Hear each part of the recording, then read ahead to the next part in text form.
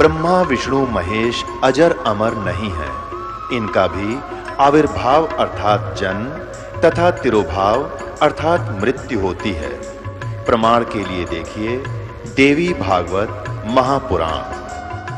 ब्रह्मा, मैं, विष्णु और शिव ये तुम्हारी प्रभाव से जन्मवान है। हम तो जन्मवान है, हमारा तो जन्म होता है और मरते हैं, नित्य नहीं है, हम अविनाशी नहीं है। फिर इंद्रादि दूसरे देवता नित्य किस प्रकार हो सकते हैं? कृपया अवश्य सुनिए जगत गुरु तत्वदर्शी संत रामपाल जी महाराज के अमृत वचन।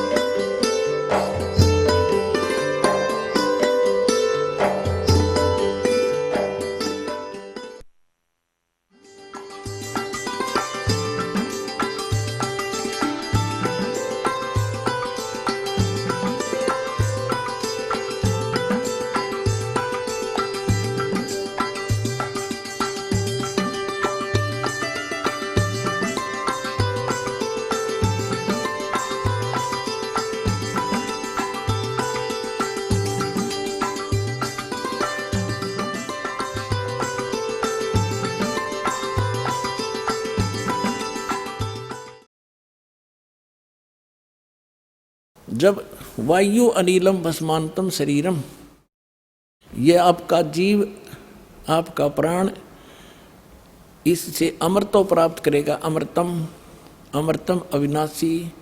शरीर के नष्ट होने पर भस्मांतम शरीरम, जब शरीर तरह भस्म होगा, भस्मांतम अंत में भस्म होने वाला होता है। बस इसका अर्थ नहीं करना है इसने। इसका अर्थ है कि जब ये शरीर तरह नष्ट होगा, शरीर छोड़ कर जाएगा, उस समय इतना अमृतो प्राप्त हो जाएगा जो ओम नाम से मिलता है। यही गीता अध्याय नंबर 8 के श्लोक नंबर 13 में। अब यहाँ आगे कहा है 40वें अध्याय के 70वें श्लोक में कि वो परमात्मा तो गुप्त है और मेरा ओम नाम है, मैं ब्रह्मलोक में रहता हूँ। यही देवी भागवत से स्पष्ट हो गया। देवी हिमालय को कह रही है कि ओम नाम का जाप कर, उससे तुम ब्रह्म की प्राप्ति कर लेगा। और वो ब्रह्म रहता है, दिव्य आकाश रूपी ब्रह्मलोक में रहता है।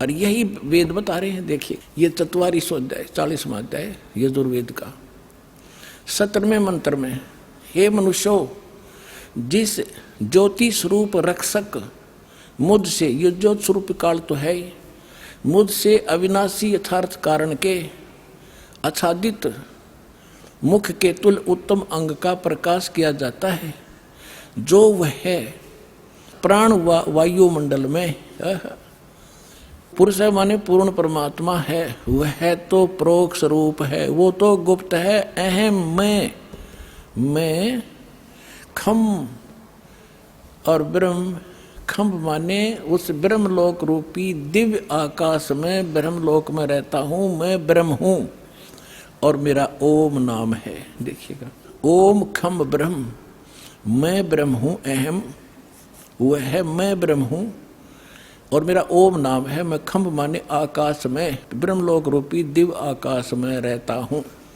इसने तो अज्ञानी ने कुछ करना आया नहीं। अहम माने मैं आकाश के तुल्य व्यापक ब्रह्म, सबसे गुण क्रम और स्वरूप करके अधिक हूँ। इन्होंने कहा मैं ब्रह्म हूँ, ये कहना था।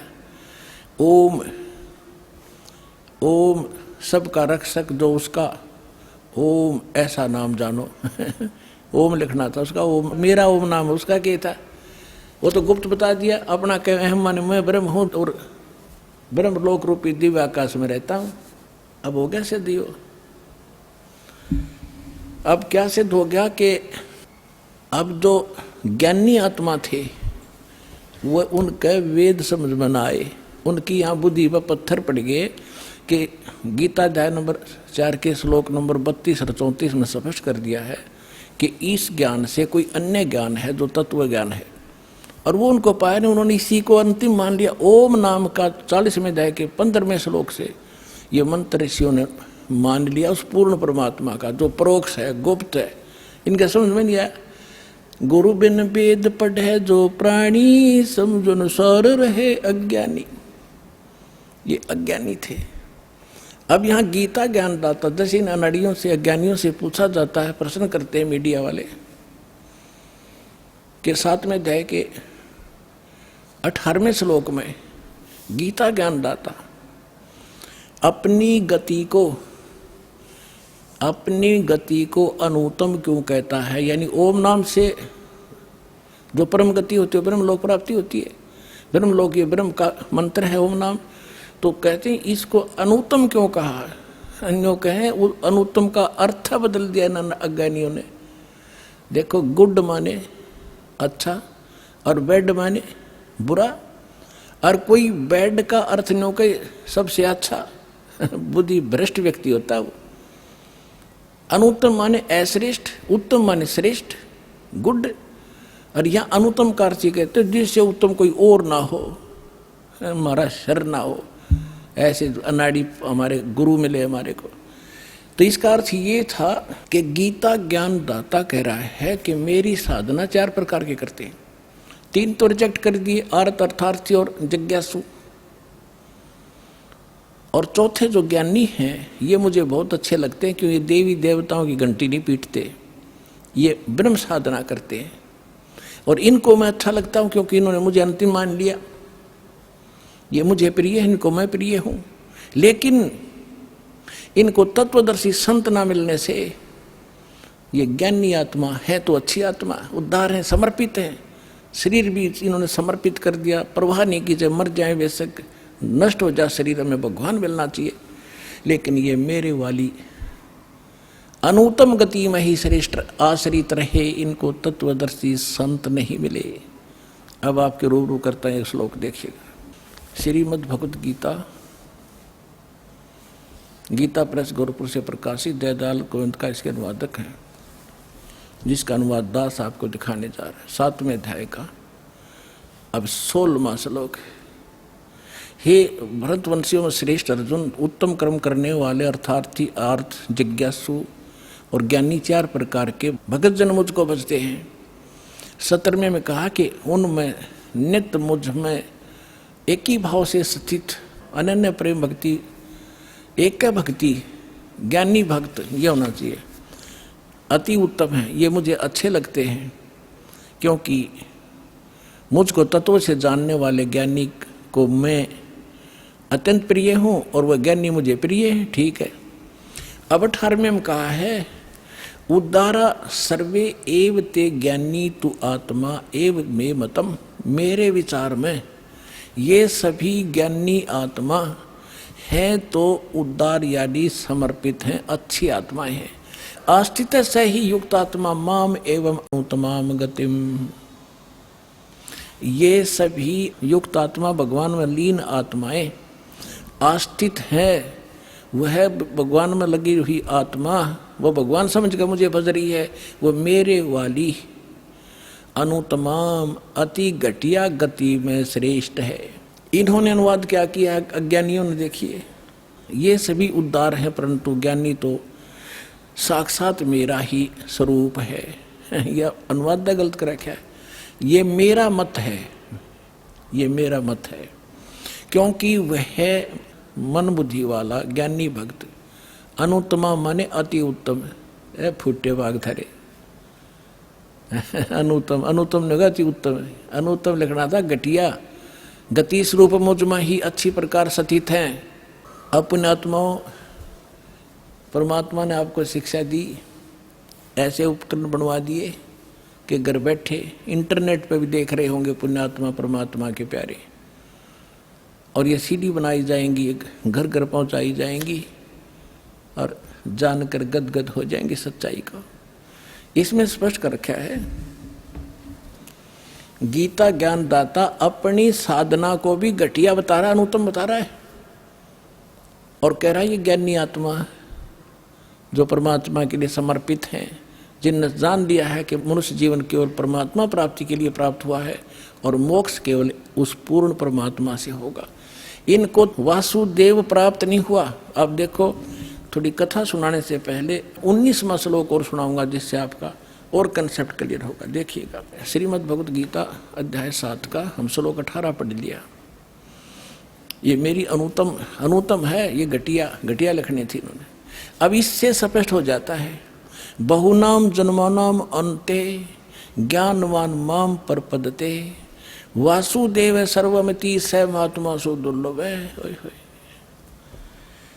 अब यहाँ कहते बहुत जन्मों के अंत के जन्म में ज्ञानवान, तत्व ज्ञान को नहीं, ज्ञानी, ये ज्ञानी पुरुष सब कुछ वासुदेव ही है, इस प्रकार मुझको बचता हुआ महात्मा अत्यंत दुर्लभ है। नहीं, ये झूठ, गलत अनुवाद गलत किया है।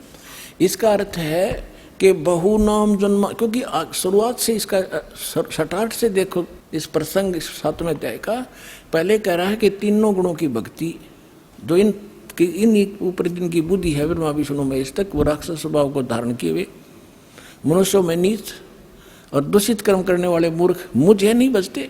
फिर कहता मेरे भजने वाले भी 4 प्रकार के, उनमें 3 रिजेक्ट कर दिए, चौथा फाइनल उसने कर दिया। ये ज्ञानी आत्मा है तो अच्छी, लेकिन ये मेरे वाली ब्रह्म तक ही सीमित रही इनकी बुद्धि और उस घटिया साधना में लीन रहे। अब यहाँ बताया है कि बहुनाम जन्मानाम अन्ते, जैसे गीता अध्याय नंबर 7 के श्लोक नंबर पहले में कहा है कि ये भक्ति में लगे हुए प्राणी, इनमें से हजारों में से कोई एक मेरी प्राप्ति के लिए प्रयत्न करता है, एक मुश्किल से।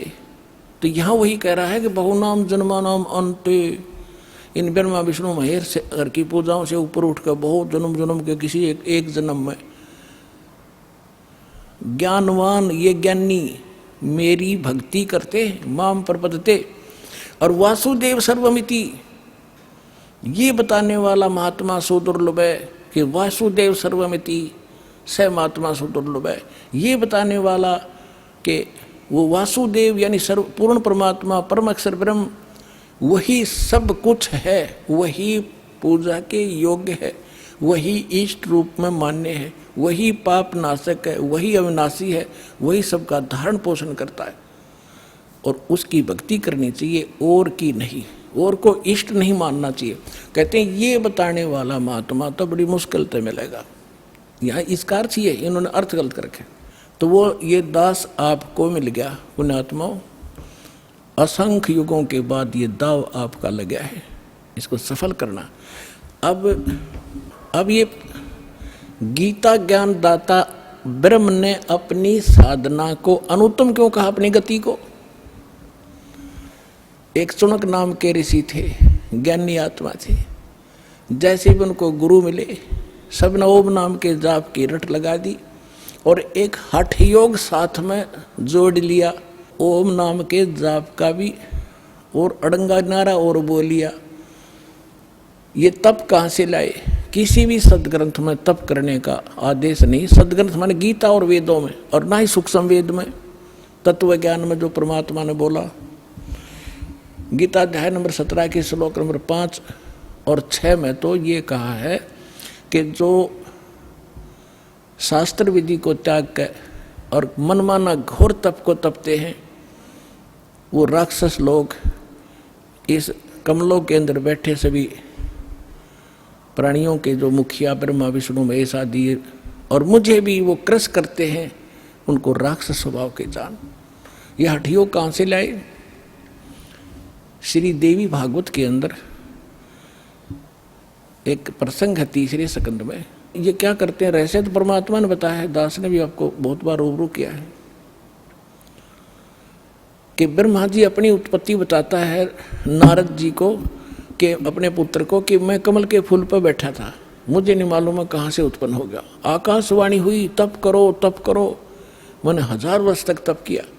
फिर कहा सृष्टि करो, तपो तपो कर वाक्य सुनाया, लोक रचो बन मेरी माया, लोक रचो बल मेरी माया। ये सूक्ष्म वेद में भी ऐसा ही कहा है।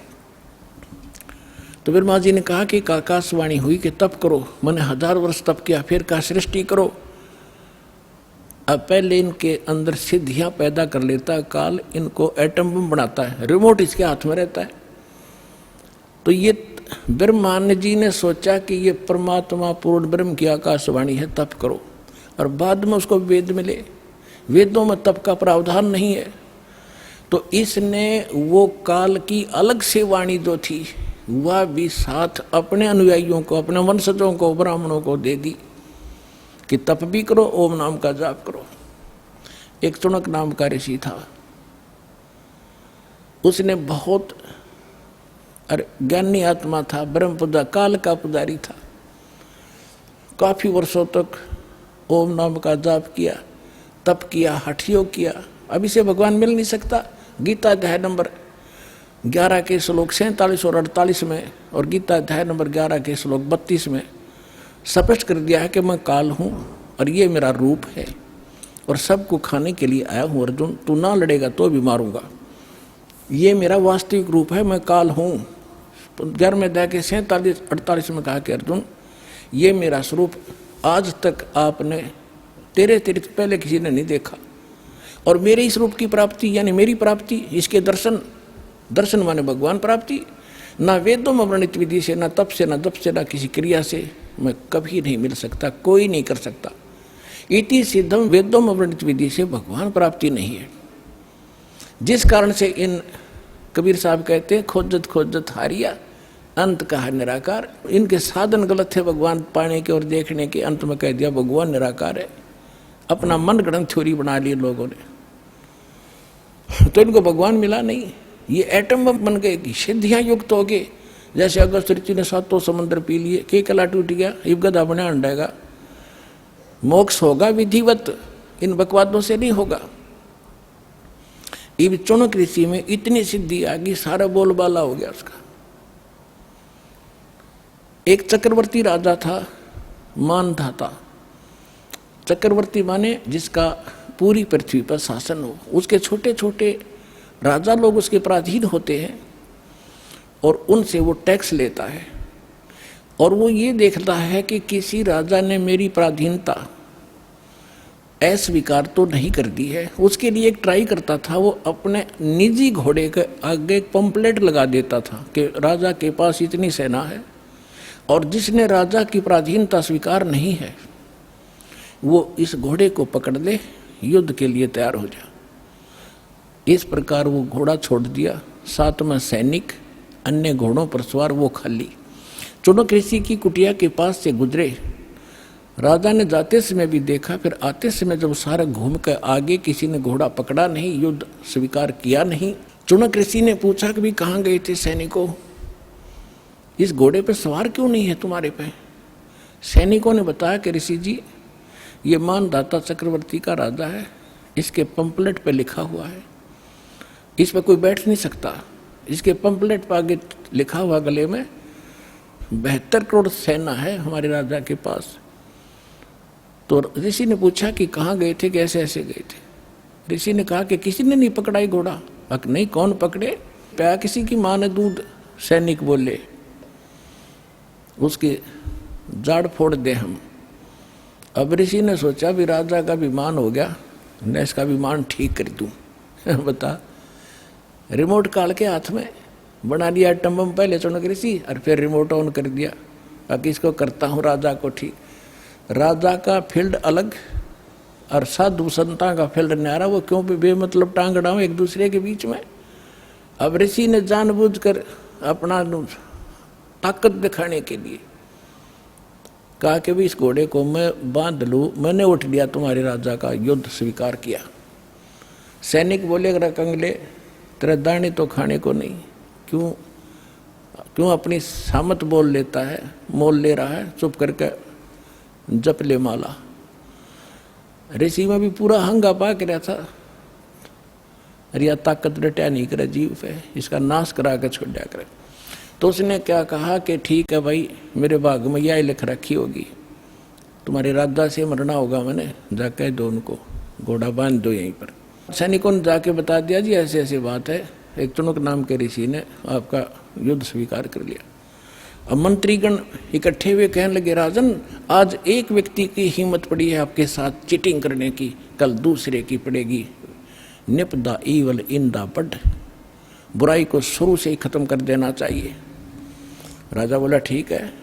राजा ने अपनी 72 करोड़ सेना की 4 टुकड़ी बनाई, 18 करोड़ की, 18 करोड़ एक टुकड़ी भेज दी। उधर से उस ऋषि ने सारे जीवन में जो डले ढोए थे वो अटपट करके सिद्धियां प्राप्त की थी, उससे 4 पुतली तैयार कर ली, एटम बम 4 बना लिए, परमाणु बम।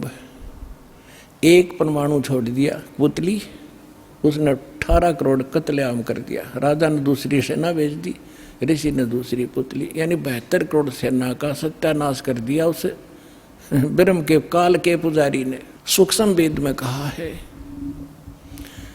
72 अक्षौणी अक्षय करी, वो चुन कर शीश्वर एक, दे धारे जोरा फिरे ये सभी काल के बेख। 72 अक्षौणी अक्षय करी, 72 अक्षौणी खा गया, वो चुणक ऋषिश्वर एक। ओए होए, इनको ऋषिवर ऋषिश्वर कहा करते थे। ओए होए, ऋषिस और ऋषिश्वर, एक तो मुनि, एक मुनिवर, उन मुनियों में श्रेष्ठ, एक मुनीश्वर, यानी मुनियों में भी, उन मुनिवरों में भी और श्रेष्ठ, उसको मुनीश्वर कहा करते हैं। ऐसे ऋषिवर और ऋषिश्वर, जिसको ऋषिश्वर कहा करते थे, उस ऋषिश्वर के ये कारनामे हैं। 72 अक्षौणी खा गया, वो चुनक ऋषिश्वर एक, ये दे धारे जोरा फिरे, जोरा माने मृत्यु, दे धारे जोरा फिरे ये सभी काल के भेख, ये काल के पुजारी हैं सारे अपने आत्माओं। अब क्या होगा, जब तक हम परम अक्षर ब्रह्म कबीर परमेश्वर की सत्साधना पूर्ण संत से लेकर नहीं करते, तब तक हमारे दोनों अकाउंट ओपन हैं, गुड और बैड, पुण्य और पाप। जैसे हम पुण्य करेंगे, जाप करेंगे, कोई कितना ही करो वो अलग लिखा जाएगा, और बुरा जितना भी करो, छक्का करो, कितना ही करो, वो अलग लिखते रहेंगे। उन दोनों को संचित कर्म कहते हैं। आगे आपको जो भी जीवन मिलेगा उन्हीं से एवरेज निकाली जाएगी। जिसके पुण्य गणे हैं उनके पुण्य ज़्यादा एवरेज में, जिसके पाप गणे उसके एवरेज में पाप ज़्यादा। फिर एक मनुष्य जीवन बना के भेज दिया जाता है, और फिर 83 लाख योनियों में वो पाप भोगने पड़ते हैं। तो ये चुनक ऋषि ने जो तप किया, ओम नाम का जाप किया और 72 करोड़ सेना का नाश किया, ये सब अलग अलग लिखे गए। ओम नाम के जाप के कारण ये ब्रह्मलोक में जाएगा, वहां पर ठाठ करेगा, अपनी पूंजी का नाश करेगा, फिर पृथ्वी पर राजा बनेगा। तप से राज राज मदमानम जन्म तीसरे शुक्र स्वान। राजा बन के कर्म फोड़ फोड़ सकता है, पुण्य नहीं कर सकता। उसके बाद फिर इसकी दुर्गति होगी, ये कुत्ता बनेगा चुनक ऋषि ब्रह्म पुजारी, इसका शर्म में कीड़े पड़ेंगे, और वो 72 करोड़ सेना जो उसने मारी है उसको चुन चुन का बदला लेंगे। तो परमात्मा कहते हैं सूक्ष्म वेद में, तुमने उस दरगाह का मैल नहीं देखा और धर्मराज के तिल तिल का लेखा। इसलिए गीता अध्याय नंबर 7 के श्लोक नंबर 18 में गीता ज्ञानदाता कहता है कि ये ज्ञानी आत्मा है तो समर्पित, लेकिन इनको तत्वदर्शी संत न मिलने से ये मेरे वाली अनुत्तम घटिया गति में स्थित रहे, इनका फिर पुनर्जन्म रहेगा। इसलिए गीता अध्याय नंबर 15 के श्लोक नंबर 4 में कहा कि तत्वदर्शी संत की प्राप्ति के उपरांत परमेश्वर के उस परम पद की खोज करनी चाहिए, जो जानने के बाद साधक फिर लौटकर कभी संसार में नहीं आते। गीता अध्याय नंबर 18 के श्लोक नंबर 62 में कहा कि अर्जुन तू सर्वभाव से उस परमेश्वर की शरण में जा, उसकी कृपा से तो परम शांति को और सनातन परम धाम को प्राप्त होगा। उसके लिए गीता अध्याय नंबर 4 के श्लोक नंबर 32 और 34 में कहा है कि वो तत्व ज्ञान स्वयं परमेश्वर आकर बोलते हैं, और वो ज्ञान तत्वदर्शी संतों से जाकर समझ, उसके आधार से साधना करने से जब तेरा मोक्ष होगा। गीता अध्याय नंबर 7 के श्लोक नंबर 29 में कहा है कि जो मेरे इस ज्ञान का आश्रय कर लेता, तत्वदर्शी संत को खोज लेता है, वो जरा और मरण से जो छूटने का प्रयत्न कर रहा है उसने तत्वब्रह्म को जान लिया, सारे दातों से परिचित है, सब संपूर्ण कर्मों से परिचित है, तो दास ने भी बता दिए। जो जरा और मरण से छूटने के लिए प्रयत्नशील हैं वो तत्वब्रह्म से परिचित हैं, सारे दातम ज्ञान से परिचित हैं और सभी कर्मों से परिचित हैं। जरा माने वृद्धावस्था, एक जोरा, जोरा माने मृत्यु, ये परमात्मा के संत भाषा के शब्द हैं। जोरा माने मौत और जरा माने वृद्धावस्था, और मृत्यु जो इससे छूटने का ही प्रयत्न करते, संसार की किसी वस्तु की इच्छा नहीं करते, वो उस तत्व ब्रह्म से परिचित है। तो यहां फिर 8वें अध्याय के प्रथम मंत्र में अर्जुन ने पूछा कि वो किम तत्ब्रह्म। 8वें अध्याय के 3रे श्लोक में गीता ज्ञानदाता ने कहा कि वो परम अक्षर ब्रह्म है। गीता अध्याय नंबर 15 के श्लोक 1 से 4 में उल्टे लटके हुए संसार रूपी वृक्ष का हवाला दिया है कि समझो ये संसार ऐसा है, ऊपर को जड़ तो पूर्ण परमात्मा, नीचे को 3 गुण रूपी शाखा है। और तत्वदर्शी संत वो होगा जो संसार रूपी वृक्ष के सभी विभाग बता देगा। अक्षर पुरुष एक पेड़ है, सरपुरुष निरंजन वा की डार और 3 देवा शाखा है, वो पात रूप संसार। परमात्मा 600 वर्ष पहले अपने सूक्ष्म वेद में बोला हुआ ये ज्ञान दास को आज आपके रूबरू किया।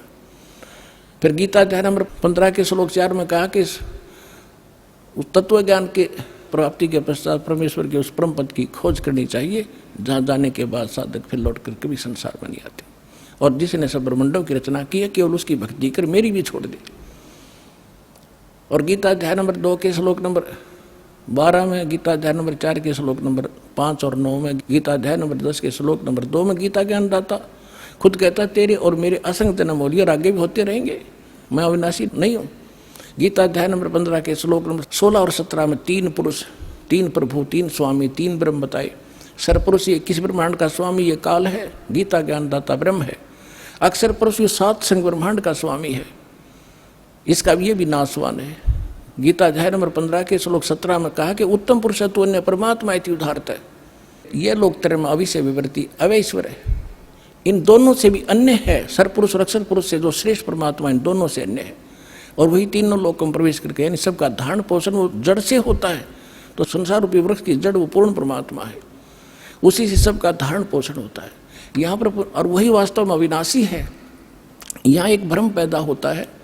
15वें अध्याय के 18वें श्लोक में लिखा है, ये गीता ज्ञानदाता कहता है कि मैं अपने अंतर्गत 21 ब्रह्मांड में जितने भी प्राणी हैं उन सबसे उत्तम हूँ, श्रेष्ठ हूँ।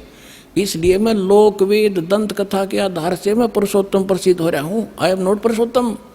पुरुषोत्तमता 15वें अध्याय के 17वें श्लोक में बता दिया कि उत्तम पुरुष है यानी पुरुषोत्तमता कोई और है।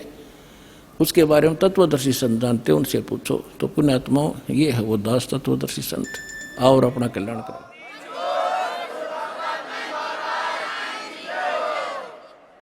अब आपको कुछ भक्तों के अनुभव सुनाएंगे, प्रेम पूर्वक अनुभव सुनो। नमस्कार सर। सत साहेब, जय बंदी जोड़ की। क्या शुभ नाम है जी आपका? मेरा नाम त्रिलोकदास बैरागी, ग्राम ढीमरखड़ा, जिला कटनी, मध्य प्रदेश से हूँ मैं। संत रामपाल जी महाराज की शरण में कैसे आए? महाराज जी की शरण में आने के पहले मैं शहडोल गया हुआ था रिश्तेदारी में। वहाँ पर मेरे को एक पुस्तक रखी मिली, भक्ति सौदागर का संदेश। ये सन 2010 की बात है। तो मेरा कोई टाइम पास नहीं हो रहा था, तो उस पुस्तक को उठाया मैं। और उस पुस्तक में जब पहला पृष्ठ खोला तो उसमें 4-5 चीज़ ऐसी मिली मेरे को जो मैं पहली बार देख रहा था। मैं लगभग 15 साल से सत्संग से जुड़ा हूँ। ऐसा मतलब रामायण में जाना, भागवत सुनना, सत्संग सुनना, टीवी में जो आते हैं संत महात्माओं के। तो पहले पृष्ठ में जो चीज़ मैंने पढ़ी वो पहली बार मैं अपनी लाइफ में उस टाइप के मैटर पढ़ रहा था कि कबीर साहिब पूर्ण परमात्मा है। वो यजुर्वेद में उनका जिक्र है, ऋग्वेद में उनका जिक्र है, बाइबल में उनका जिक्र है। तो मैंने बोला, भाई साहब ये किताब कहाँ से मिली आपको? बोले, हम मंगाए हैं सतलोक आश्रम हरियाणा से मंगाए हैं इसको। तो हमने कहा किताब हमको दे दो। तो बोले किताब तो नहीं मिलेगी क्योंकि यहाँ मध्य प्रदेश में कहीं भी नहीं मिलती। उनने मेरे को नंबर दिया कि आप ये नंबर लियो, इस पर बात करोगे तो किताब वहाँ से आ जाती है। मैंने उनका नंबर लिया और तत्काल आश्रम में फ़ोन लगाया। तो उन्होंने बोला आप अपना पूरा एड्रेस लिख के हमको मैसेज करिए। तो हमने मैसेज जैसे ही किया तो 7 दिन के अंदर हमको ज्ञान गंगा वो भक्ति सौदागर को संदेश और साथ में एक किताब करौथा कांड से उसमें था, वो किताब मिली। मैं वो पुस्तक को पूरा 1 हफ्ते के अंदर पढ़ा, भक्ति सौदागर संदेश और करौथा कांड को। तो उसमें वेबसाइट भी डला था नीचे। तो मैंने कहा क्यों नहीं वेबसाइट निकाल के वेबसाइट देखी जा खोल के इसमें किसी माध्यम से। तो जब वेबसाइट खोल के उनकी सीडी निकालवा के जब मैं घर में ला के सीडी देखा तो गुरुजी जो 4 वेद 18 पुराण जो भी मतलब बताते हैं उसका प्रत्यक्ष प्रमाण देते हैं गुरुजी। ये देख के मैं रह गया दंग कि अभी तक जितने भी सत्संग सुना मैं टीवी में, जिसके भी सुना, चाहे वो निर्मल बाबा के कार्यक्रम वाले हों, चाहे आसाराम बापू जी के हों, चाहे वो देवकिरेंद्र ठाकुर महाराज जी के हों, चाहे अभिलाष दास जी के हों, मगर इस टाइप के ग्रंथ खोल के कोई नहीं दिखाता प्रमाण सहित। ये पहले संत हैं जो अपन को पूरा प्रमाण प्रस्तुत करके दिखा रहे हैं। अब मैं कभी यहाँ आया नहीं था, मतलब मध्य प्रदेश के बाहर कभी नहीं गया था। मेरे अंदर जिज्ञासा जगी कि आश्रम जाके देखना चाहिए कि आखिर हकीकत क्या है यहाँ की। तो मैं एक व्यक्ति को पकड़ा, मैं कहा मेरे साथ हरियाणा चल पड़े, भले मेरे से किराया ले ले तू, मेरे साथ चल, क्योंकि मैं कभी गया नहीं बाहर, 100 किलोमीटर के बाहर कभी नहीं गया। हरियाणा पता नहीं कहाँ पे, मेरे को नहीं मालूम, मैं दिल्ली भी नहीं देखा था कभी। एक व्यक्ति को साथ में लिया मैं और चल दिया वहाँ से। और जब मैं यहाँ आया तो दिल्ली में उतरा तो इस तरफ का रास्ता पता नहीं था मेरे को, तो हमको बाई बस आना पड़ा। तो हम यहाँ रोहतक पड़ता है, रोहतक से हम 4 व्हीलर में जब चले इस तरफ को, तो उन्होंने पूछा 4 व्हीलर वाले का आप जा कहाँ रहे हो। हमने बोला वहाँ जाना है हमको, बरवाला। बोले कहाँ? हमने कहा सत्यलोक आश्रम जाना है। बस हमने उन्होंने कहा सत्यलोक आश्रम जैसे ही बताया, उनने दुनिया भर का बताना शुरू किया हमको। अच्छा आप वहाँ रामपाल जी महाराज के आश्रम जा रहे हो, फला करौथा में ऐसा हुआ था ठिकाना, मतलब उनने एक प्रकार से आलोचना करना शुरू किया। हम सुनना शुरू किया, हाथ जोड़े बैठ रहे। अब हमको क्या पता, पहली बार आ रहे थे हम, यहाँ क्या हुआ है। करौथा कांड किताब पढ़ चुके थे, मगर इसलिए उनकी बातों को हम बड़े ध्यान से सुन रहे थे। लेकिन हमको लगा था कि यहाँ के लोग तो वही जानेंगे जो देखे हैं। हम फिर भी आश्रम आए। जिस दिन मैं यहाँ आश्रम आया था उसी दिन इस आश्रम का उद्घाटन था। पहला सत्संग था ये आश्रम में, जब मैं पहली बार आया था यहाँ। आश्रम बनना भी नहीं था, शुरू हुआ था उस दिन। गुरु जी का सत्संग जब सुना, 1 दिन 2 दिन सत्संग सुन मैं यहाँ रह के नामदान लिया। और नामदान लेके ये सोच के चला गया था कि ये जो गुरु जी मंत्र देते हैं इसको मैं जाके देखूँ तो कि क्या है इसमें। और घर में जाके पूरा मैं गुरु जी की बताई विधि से मंत्र, उसमें था कि आपको 4 महीने में एक बार आना है। इसके पहले कि मैं 4 महीने के पहले आता, दोबारा मेरे को कुछ साथ नहीं मिला तो मैं नहीं आ पाया, तो मेरा नाम भी खंड हुआ बीच में। फिर मैं 5-6 महीने में आया, दोबारा नामदान दिया, फिर दोबारा नामदान दिया, फिर आना शुरू किया। और इंतजार करते करते मेरा एक पुत्र हुआ था।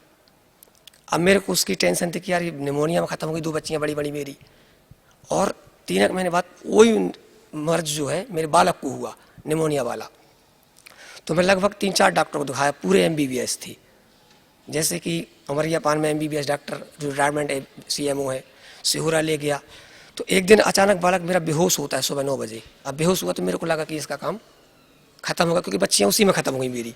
5 में से 3 ही बची थी, पहले ख़त्म हो गई। तो मेरे को लगा बालक को भी यही हो गया। लेकिन पत्नी रोने लगी मेरी, तो मैं उसको लेकर, मैं कहा रो मत, आप चलो इसको लेकर अस्पताल चलते हैं।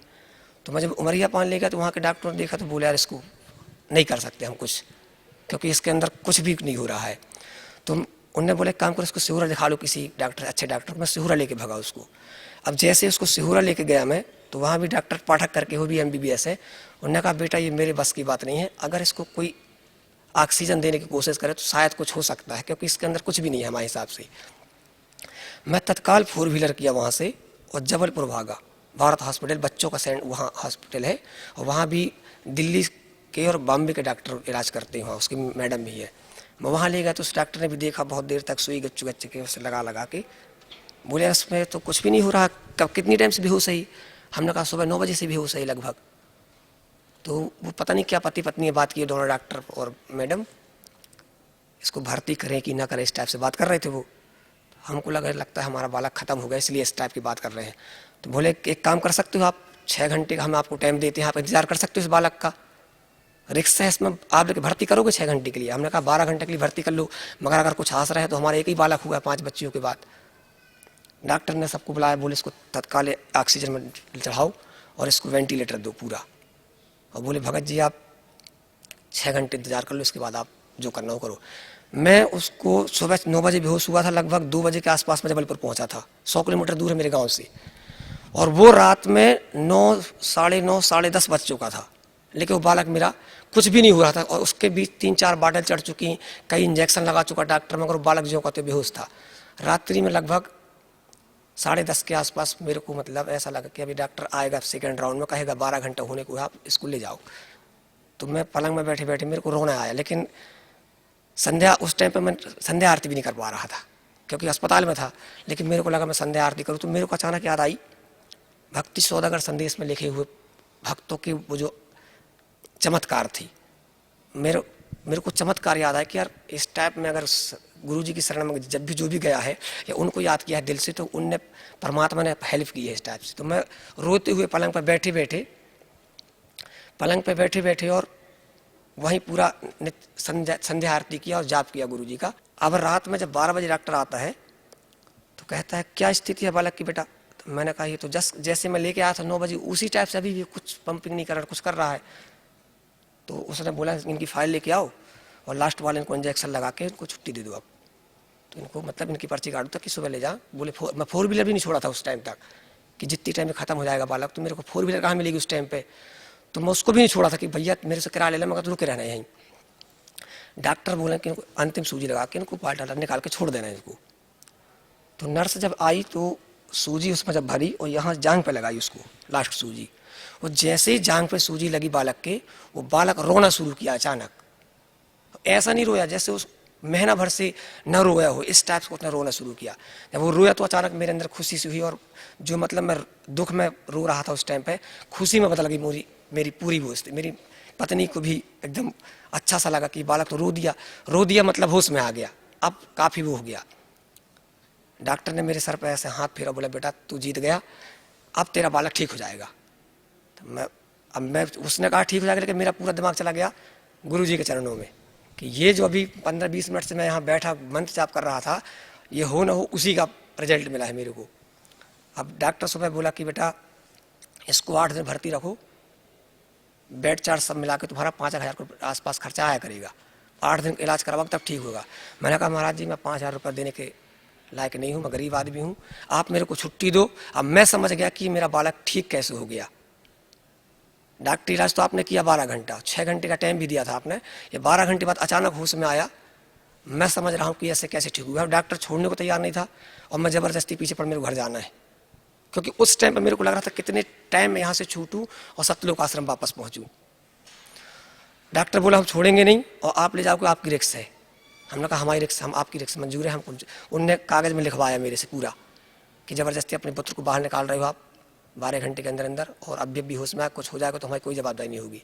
मैंने पूरा कागज़ साइन किया, उससे बोला मेरे को कागज़ पूरे वापस चाहिए, आपने जो भर्ती वाले कागज़ जो भी किए थे आप अस्पताल वाली, वो भी मेरे पास वो कागज़ उपलब्ध है, गुरुजी को दिया भी मिला के। मैं ये तो हुआ कि जीवन दान जो पुत्र को मिला, ये मेरे लिए बहुत बड़ी बात थी। जो एक गुरुजी ने कहा कि सतगुरु चाहे सो करी, वो मेरे को रिजल्ट देखने को मिला। और मैं बालक को घर लेके आया। आज मेरा बालक अभी मेरे साथ आश्रम भी आता है, 3 साल का हो गया है। दोबारा उस टाइप को बीमार भी नहीं हुआ आज तक। यहाँ नामदान दिलवाने तत्काल लेके आया था मैं उसको ठीक होने के बाद, और बालक मेरा 3 साल का यहाँ आश्रम आता है, अभी आज भी मेरे साथ आया हुआ है आश्रम, पत्नी भी है मेरे साथ। ये तो हुआ। और भक्ति मार्ग में चलने से ऐसे ऐसे चमत्कार होते हैं। गुरुजी के कुछ नियम हैं जिनका कड़ाई से पालन करना है।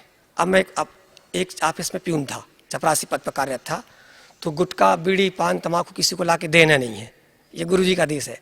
अब कोई भी प्रिंसिपल बुलाया जाकर पान लेके आओ, गुटखा लेके आओ, सिगरेट लेके आओ, तो मैं सर जी मैं थोड़ा दीक्षा ले चुका हूँ सतलोक आश्रम से, और ये सब चीज़ लाने के लिए मेरे को मना किए हैं गुरुजी। तो बोले तू ये करेगा नहीं तो नौकरी कैसे करेगा, तेरे को तो इसीलिए रखा गया है।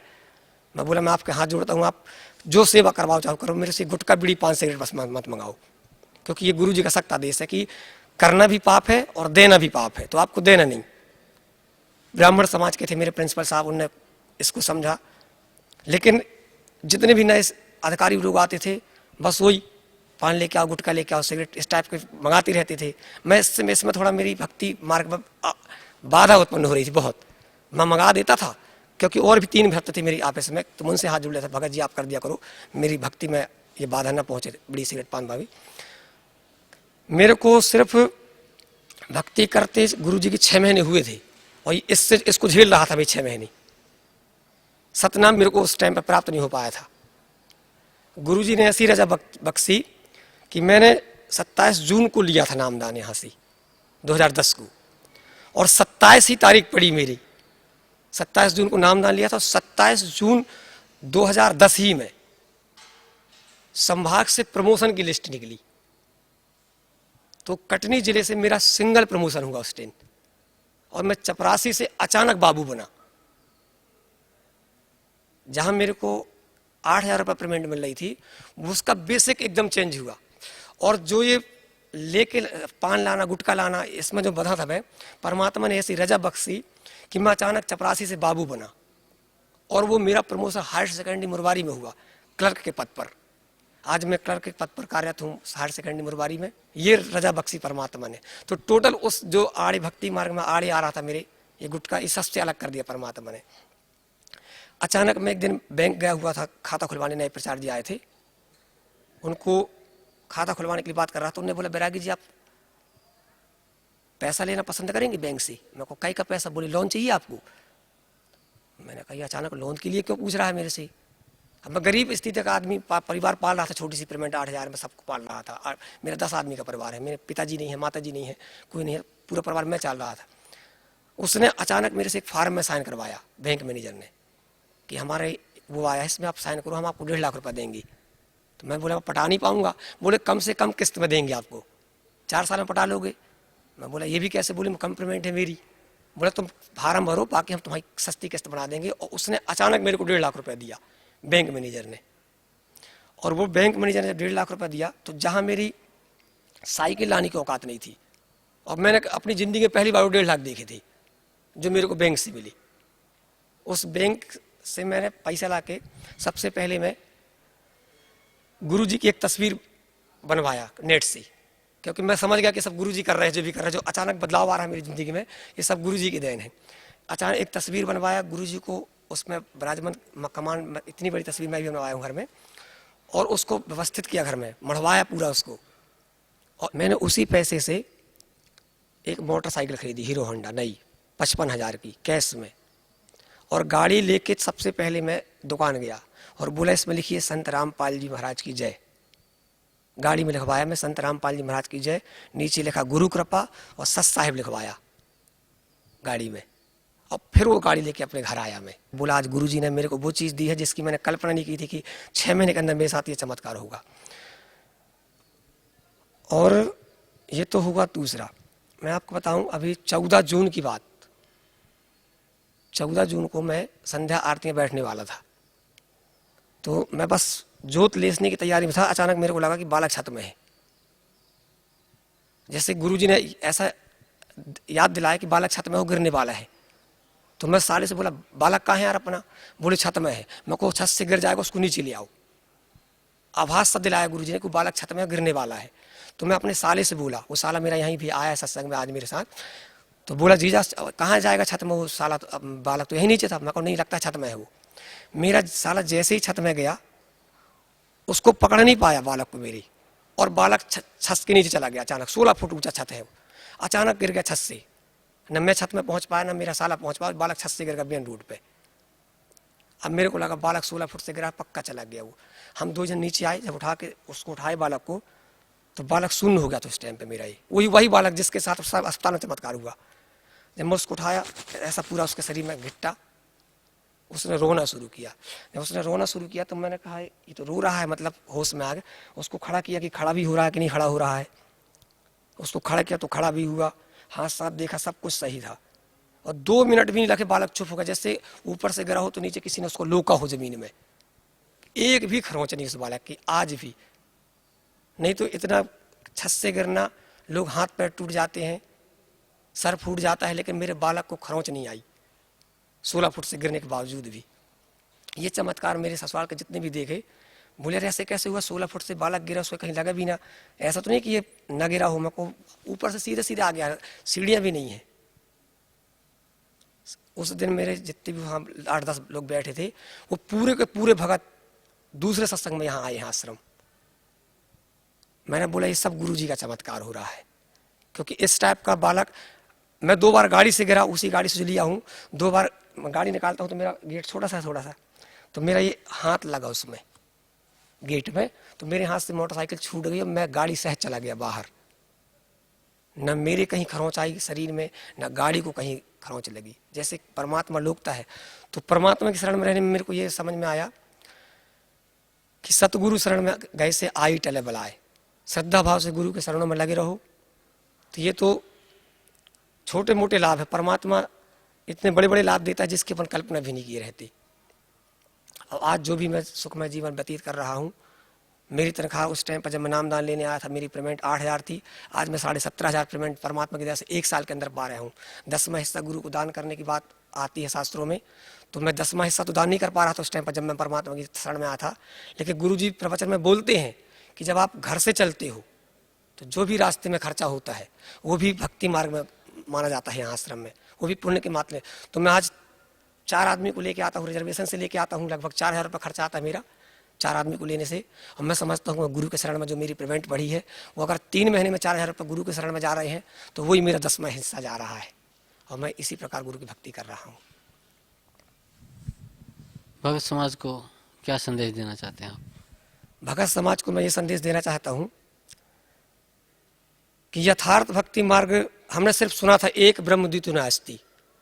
हर प्रवचन करता जब भी बताएगा एक ब्रह्म द्वितीय नास्ति, मगर उस राम की कहानी, कृष्ण की कहानी और भी जो देवी देवता है ब्रह्मा विष्णु महेश, सिर्फ कहानी सुनाते हैं।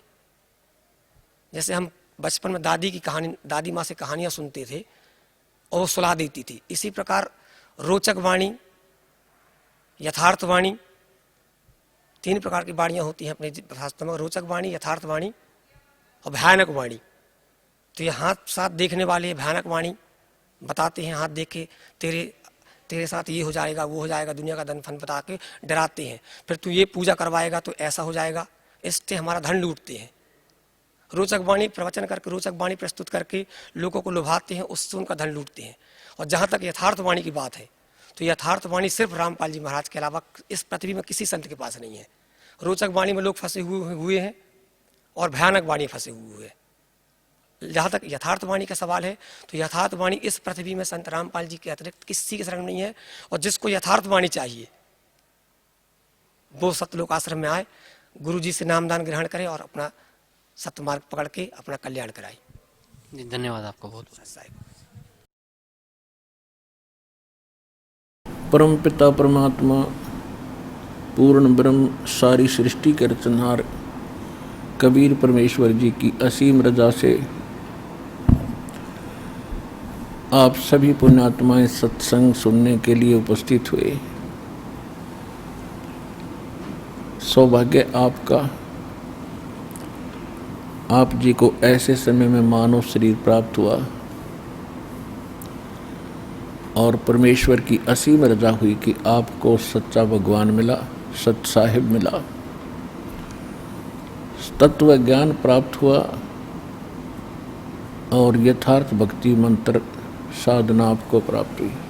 ऐसा ये गोल्डन चांस बोलते हैं इसको, यानी स्वर्ण अवसर असंख्य जन्मों के बाद ही प्राप्त होता है। आप जी को परमात्मा की इतनी गहराई का ज्ञान नहीं है, आपको इतना ये भी अभी विश्वास नहीं बन पाया है कि सचमुच कोई ऐसा स्थान है जहाँ हम जाकर के सचमुच सदा के लिए सुखी हो जाएंगे। कारण क्या है कि आप बच्चे हैं, परमात्मा के बच्चे हैं। जैसे पहले भी सत्संगों में दास सुनाता रहा है कि दास आपको वो ज्ञान बता रहा है जो परमात्मा ने बताया है, ये तत्व ज्ञान है।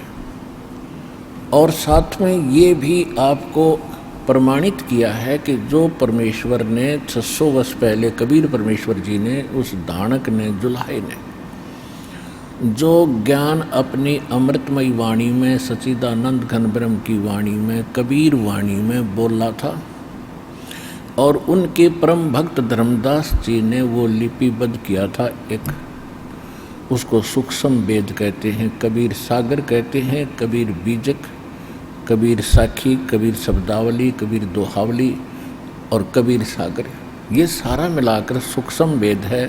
ये सच्चिदानंद घन ब्रह्म की वाणी है, ये कबीर वाणी है। परमेश्वर ने 600 वर्ष बोला, दास ने सदग्रंथों को पढ़कर उससे तोला और ये प्रमाणित किया कि परमेश्वर ने 600 वर्ष पहले जो बोला था, आज हमारे वही सदग्रंथ जिनको हम सत्य मानते हैं और मानते रहे हैं, हमारे धर्म गुरु भी उन्हीं के आधार से हमें ज्ञान दिया करते थे, उनमें भी वही ज्ञान है जो भगवान बताया करते थे। कौन सा? कि ब्रह्मा विष्णु महेश ये पूज्य नहीं हैं, पूज्य बिन, ये पूजने योग्य नहीं है। भक्ति इष्ट रूप में इनकी भक्ति करने योग्य नहीं है, क्योंकि इष्ट रूप में हम उसकी भक्ति करेंगे जो हमारा सदा के लिए जन्म और मरण समाप्त करे। और गीता अध्याय नंबर 18 के श्लोक नंबर 62 में, गीता अध्याय नंबर 15 के श्लोक नंबर 4 में जिस स्थान की जानकारी दी गई है वो स्थान प्राप्त हो। वो स्थान कैसे प्राप्त होगा कि वहाँ जाने के बाद फिर लौटकर कभी संसार में नहीं आते, वहाँ परम शांति होती है। वो सनातन धाम है, सनातन परम धाम है, शाश्वत स्थान है, सत्यलोक है, अविनाशी अजर अमर स्थान है वह। और जिन भगवानों की हम भक्ति किया करते थे, श्री विष्णु जी, श्री शंकर जी, ये स्वयं नासवान है। तो सूक्ष्म वेद में गरीबदास साहिब जी ने कहा कि थिर पकड़ थिर रहिए, थिर पकड़ थिर रहिए। थिर माने अविनाशी का ही की शरण लेकर ही आप उस अमर स्थान पर स्थिर हो सकते हैं, सदा के लिए स्थायी हो सकते हैं। और अस्थिर यानी अविनाशी भगवानों का आसरा लेकर भक्ति करके आप वो शाश्वत स्थान प्राप्त नहीं कर सकते। और शाश्वत स्थान प्राप्त नहीं हुआ तो हम वो परम शांति प्राप्त नहीं कर सकते। तो यही परमात्मा 600 वर्ष कहा करते थे, इनकी बातों पर किसी ने ध्यान नहीं दिया, उल्टा विरोध किया करते थे कि ये झूठा है।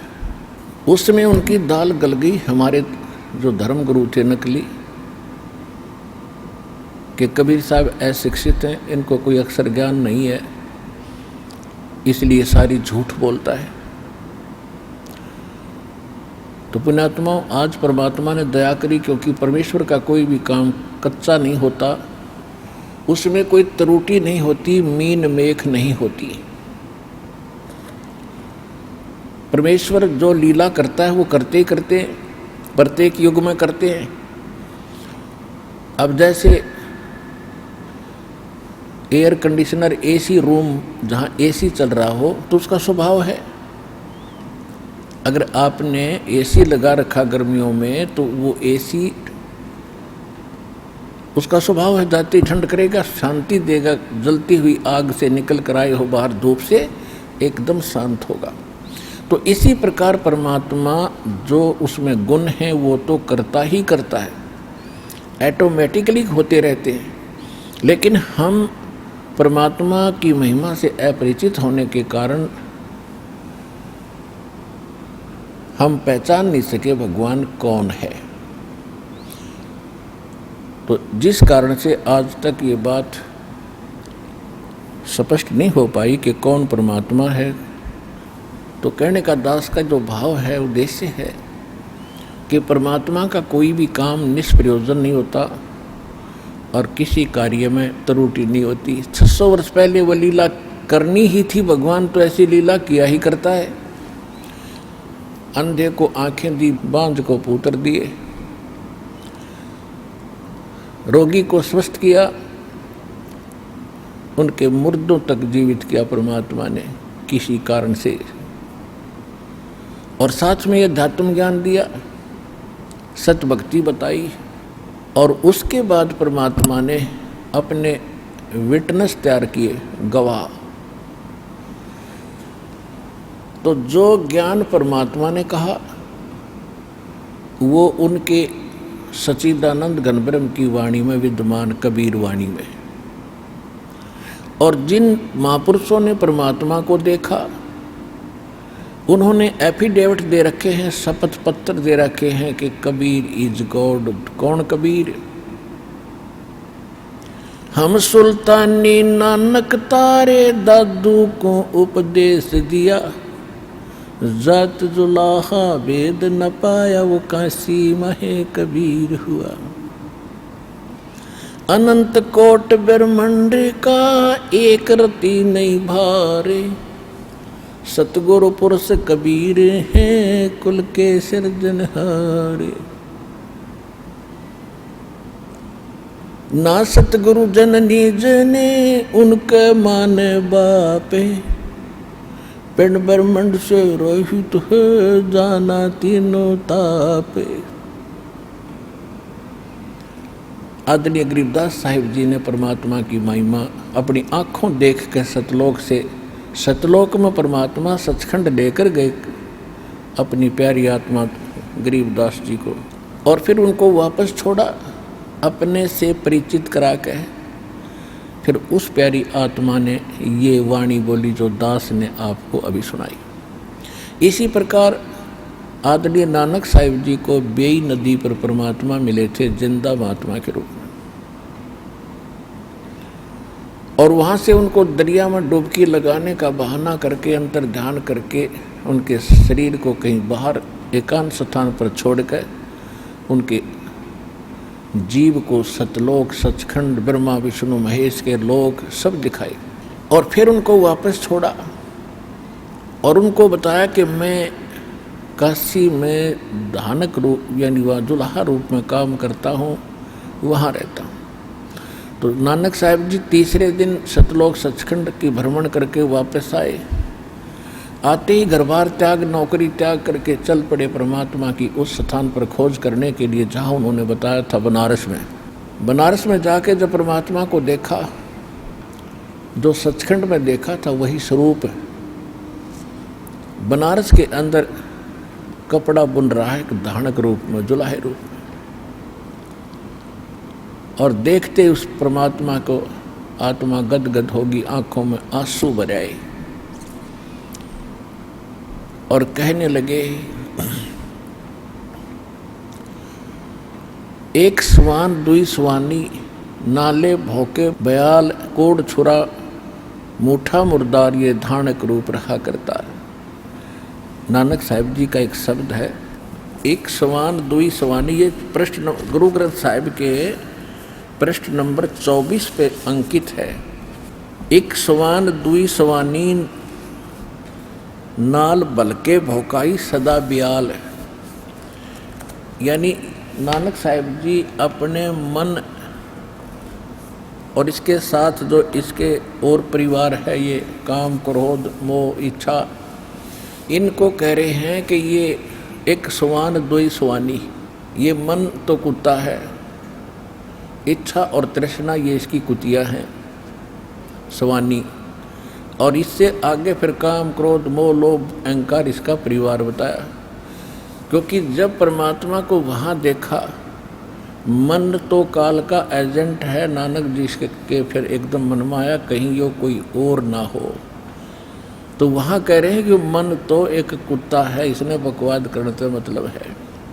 एक सवान दुई स्वानी नाल बलके भौकाई भौके ही सदा बियाल, और कोड छुरा ये मूठा मुर्दार ये धानक रूप रहा करता रहा। आत्मा कह रही है नहीं, ये धानक रूप रहा करता था। मैं पथ की बंद न करने की कार, वो बिगड़ रूप रहा विकराल। तेरा एक नाम तारे संसार, तेरा एक नाम वो सतनाम 2 अक्षर का, तेरा एक नाम तारे संसार में एहो आस एहो आधार। मुख निंदा आख्या दिन रात, घर पर घर जो ही नीच मनात। और काम क्रोध तन बसे चंडाल, ये धानक रूप रहा करता। भाई सूरत मलुकी वेश, ए ठगवाड़ा ठगी देश। खरा सियाणा भोता बार, ये धानक रूप रहा करता। अब इसमें क्या बताते हैं कि तेरा एक नाम तारे संसार, पूरे विश्व को पार कर देगा, तेरा ऐसा गजब का मंत्र है। और मैं एहो आस एहो आधार, यानी सतना परमात्मा ने कहा था कि ऐसा मंत्र दूंगा जिससे बहुत ही थोड़े समय में आप बहुत ज़्यादा धन भक्ति धन युक्त हो जाओगे। तो नानक जी कह रहे हैं कि आपका वो सतनाम ही प्राप्त करने में आया हूँ, और मुझे इसी की आस है। तेरा ऐसा नाम है जो पूरे विश्व को पार कर सकता है।